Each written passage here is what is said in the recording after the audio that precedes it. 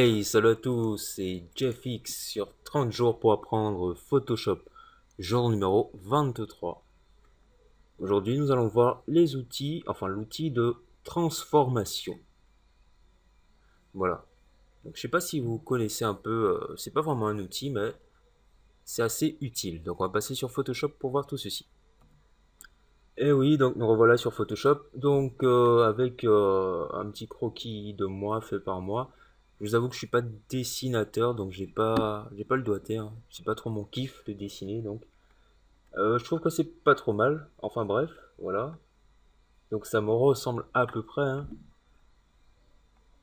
À peu près beaucoup, oui, avec la coupe et tout. Bon voilà. Donc j'ai envie de vous parler de l'outil transformation. Donc là, ce que je vais faire pour illustrer mieux mes propos, c'est notamment utiliser du texte. Voilà, donc on attend que l'outil se charge, hein, vite fait. Euh, En blanc, ça serait plus fashion, hein, je pense. Ouais, euh, en blanc comme ça. Et scale est molino. Voilà, donc on va mettre GFX. GFX. Bon, je vais mettre en. Bon, en bold.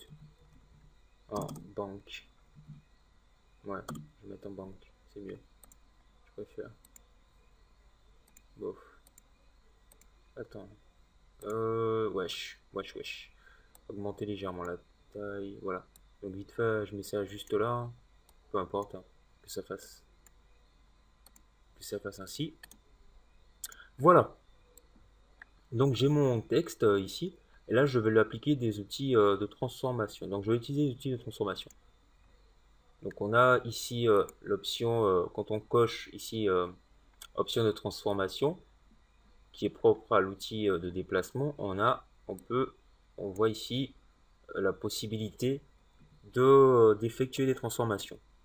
Donc on a les transformations classiques qui sont d'agrandir comme ceci, en haut ou en bas, dans les coins, à gauche ou à droite, voilà. Donc ce sont des transformations basiques. Ensuite on valide ou on ne valide pas. Pour effectuer des transformations un peu plus poussées, il nous suffit donc de sélectionner notre. Donc vous n'êtes pas obligé de cocher transformation ou option de transformation, hein. Il vous suffit de sélectionner votre calque, ensuite d'aller dans édition, transformation. Donc ici par défaut la transformation manuelle, c'est ce qu'on a vu au départ, c'est CTRL T, donc raccourci CTRL T, voilà. La possibilité d'effectuer la transformation, donc la rotation ou l'agrandissement, notamment, ou rétrécissement.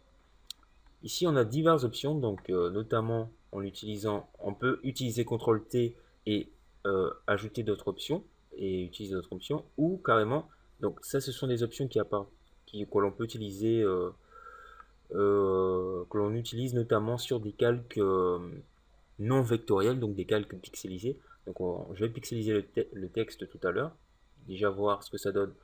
Homothétie, voilà, donc homothétie. C'est rien de spécifique, hein, en fait, hein. J'ai envie de dire. Il n'y a rien de. Ça change rien au texte, hein. Je vais essayer d'appliquer à mon image. Pour voir. Il n'y a rien. Il n'y a aucun changement à appliquer. Voilà. Ensuite, on retourne ici. On va dans transformation. La rotation. Donc, j'ai envie de vous dire changement basique, hein, on l'a déjà vu. La transformation. Ensuite, on a l'inclinaison. Donc, l'inclinaison, quand on se positionne sur les bords, ici, on voit une petite flèche. Donc, qui nous permet en fait d'incliner notre texte, de nous donner un effet assez sympa, hein. Voilà, donc ça donne un effet de profondeur après, hein, assez intéressant. Donc, notamment si par exemple j'avais une pancarte ou autre, j'aurais pu placer mon texte de façon assez intéressante. Ensuite, j'ai les transformations, donc la rotation à 180 degrés, 90 degrés horaires. Donc, ça, on peut faire ça en rotation manuelle, hein. Ensuite, j'ai la symétrie axe horizontal, comme ceci. Donc, si j'ai envie de, comment dire, dupliquer mon texte, faire un reflet. Et aussi également la symétrie axe vertical. Donc, c'est l'inverse, hein. Je peux également, donc en faisant un CTRL T, donc transformation manuelle, faire un clic droit et avoir mes options qui apparaissent ici. Donc ce sont les mêmes options, c'est beaucoup plus rapide. Là je vais pixeliser mon texte, donc comme ceci. Clic droit, pixeliser le texte. CTRL T sur mon texte, clic droit. Et là je vois que des options ont apparu, notamment torsion, perspective et déformation, ainsi que de nouvelles options, donc échelle basée sur le contenu. Et après déformation de la marionnette, donc ça c'est autre chose. Torsion, donc notamment torsion, j'ai la possibilité de tordre mon texte. Oh, c'est dur. Voilà, ça fait mal. C'est assez cool, je trouve. Hein.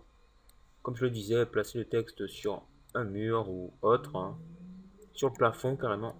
Boum, comme ceci. Voilà. Ou également, donc clic droit, perspective. Voilà, donner un effet des perspectives, donc le placer de façon assez intéressante.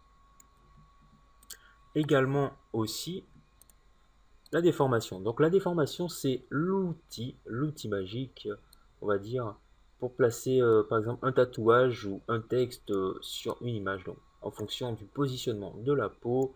Après, c'est savoir gérer. Voilà, donc je peux essayer de faire un truc du genre. Voilà, donc c'est vraiment assez sympathique cet outil transformation. Vraiment, vraiment. Il suffit de placer et tout. Et donc là, ça donne un pseudo effet d'incrustation. Ça se fait, voilà, il n'y a pas de changement, mais bon.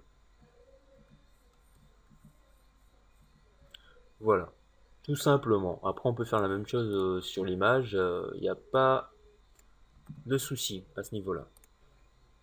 Et donc, notamment en effectuant un CTRL T en maintenant CTRL enfoncé, je peux accéder directement à des options telles que la déformation, telles que la perspective, pardon, ou l'inclinaison. En maintenant Shift, non, en maintenant Alt enfoncé et CTRL, effectuer donc quelque chose de symétrique et voilà.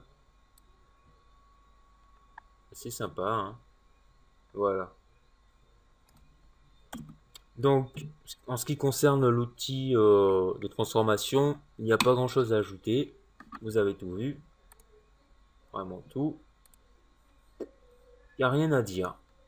Rien du tout. Il n'y a plus rien à dire. Voilà.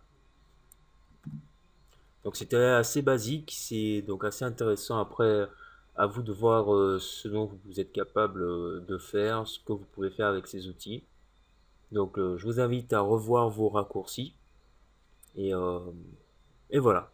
Donc dans un prochain épisode, nous allons voir l'utilisation des filtres notamment, ainsi que de la photomanipulation. Après, on verra la performance sur Photoshop, les raccourcis et les problèmes liés à Photoshop. Donc comment régler quelques petits soucis, notamment des scrolls, éventuellement des scrolls, des petits soucis dus à Photoshop, dus aux performances après de votre ordinateur. Donc on va voir ça par la suite. Donc voilà, je vous remercie d'avoir regardé cet épisode. Donc on se retrouve dans l'épisode numéro 24 de 30 jours pour apprendre Photoshop. N'oubliez pas de partager cette émission parce qu'il y a 30 jours, 30 épisodes. Et voilà, donc merci d'avoir regardé et peace out.